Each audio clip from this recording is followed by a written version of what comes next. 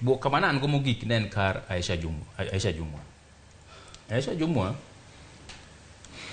king'iyo kata historia mare gi sombe gi kaka osebedo kotelo, ok ane ka en jal man gi lony matut ma nyalo konyo jo Kenya e tiyo migawo manomiye mar public service and gender.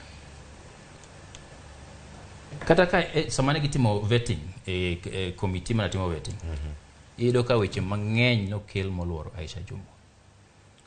Mokwongo issues mag integrity, issues mag cases ma en go e court. Iyudo ka ma ng'ama nigi chilo mang'eny momieno kuome. To kodhi e ofis cha, jopiny dhi nene kaka ng'ama nadi.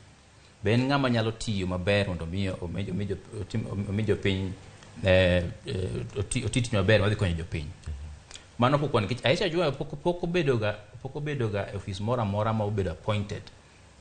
All along Aisha Jumwa en bedo ga elected. Odhi e bunge, kodhi through election. But appointive office mondike gi sirikal pok aneno moro amora ma Aisha Jumwa obedo office. Ma nyiso ni